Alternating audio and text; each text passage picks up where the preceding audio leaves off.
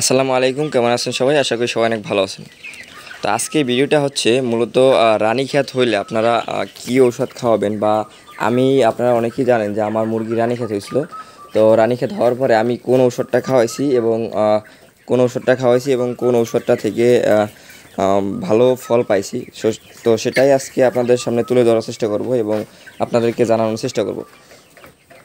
তো আমার যখন মুরগিগুলো রানীক্ষেত হয়, তারপরে আমি আমার কাছাকাছি যে হসপিটাল আছে, সেখানে যে বড় ডাক্তার আছে, তার পরামর্শেই মুরগির ট্রিটমেন্ট করছি।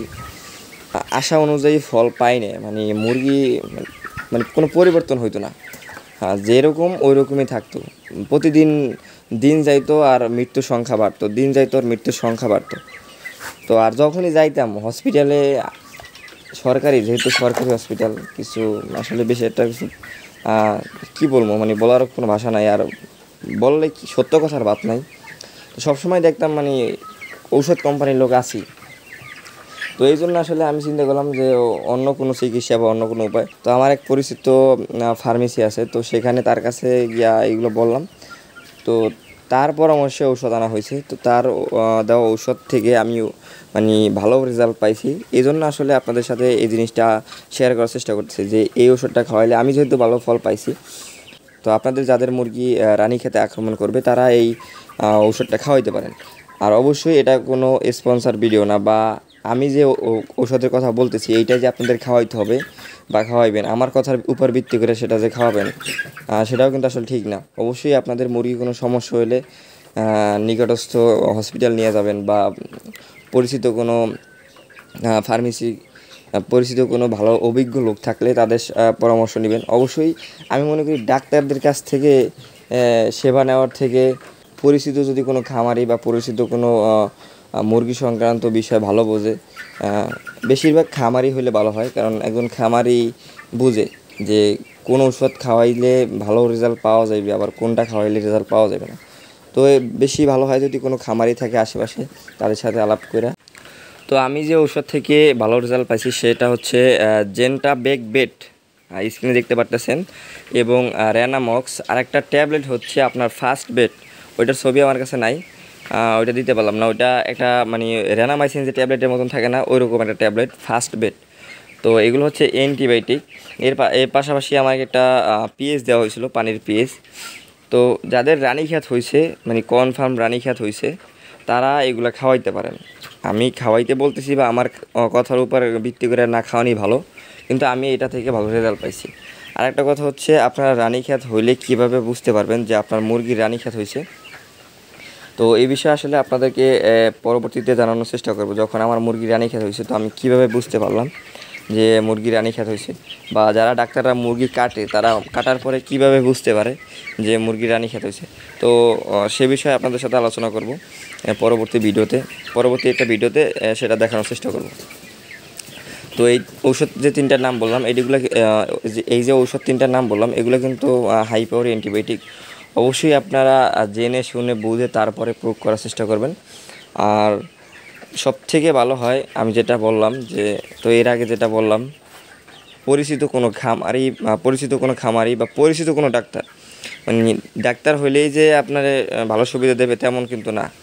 পরিচিত হইলে বেশি ভালো হয়, মানে পরিচিত লোক আপনাকে চেষ্টা করবে সবসময় ভালোটা দেওয়ার জন্য, আর বেশি ভালো হয়। পাশাপাশি যদি কোনো খামার থাকে, খামারের সাথে আলাপ করে নিতে পারেন।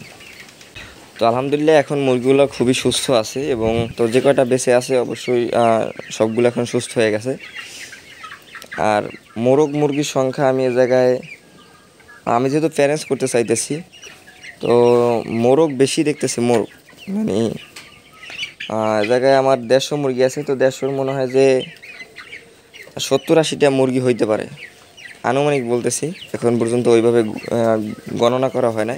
যেমন দেখেন, এইটা কিন্তু মুরগি, আর এই জায়গায় 4টি মুরগি, যে বসে আছে 3টা এবং পাশে একটা।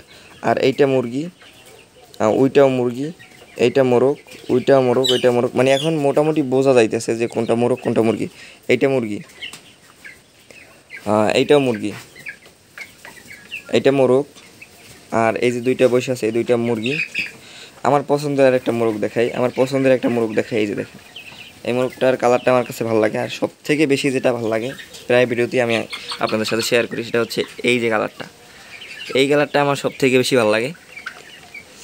আর কিছু আমি যে জায়গা থেকে বাচ্চাগুলো আনছিলাম কালো মোরগ ছিল, এই যে এই মোরগটা কালো হয়ে যায়।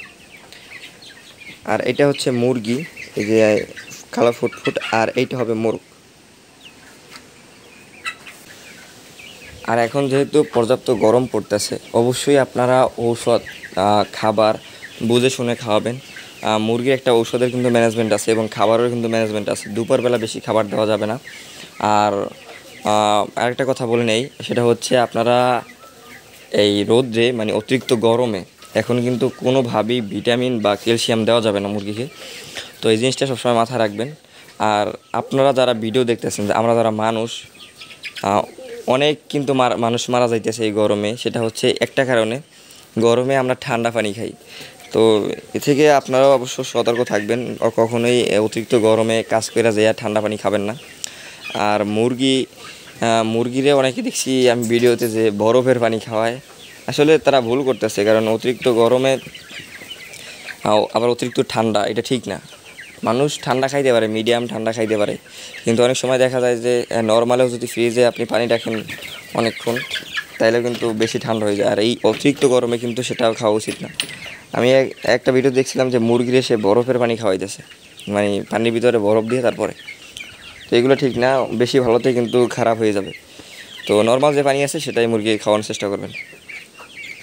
তো ধন্যবাদ সকলকে সম্পূর্ণ ভিডিওটি দেখার জন্য। আর অবশ্যই যারা চ্যানেলে নতুন আছেন, চ্যানেলটা সাবস্ক্রাইব করে দেবেন। আমার নিত্য নতুন ভিডিও পেতে চ্যানেলটি সাবস্ক্রাইব করে বেল নোটিফিকেশন অন করে দিবেন। আমি মূলত মুরগি সম্পর্কে আপনাদেরকে আপডেট দিয়ে থাকি এবং খামারের টুকটাক ভিডিও আপনাদের সাথে তুলে ধরার চেষ্টা করি। তো যাদের ভালো লাগে অবশ্যই চ্যানেলটা সাবস্ক্রাইব করে দেবেন এবং কোনো কিছু জানার থাকলে অবশ্যই কমেন্ট করবেন, আমি রিপ্লাই দেওয়ার চেষ্টা করব। তো ধন্যবাদ সকলকে, ভালো থাকবেন, সুস্থ থাকবেন, আসসালামু আলাইকুম।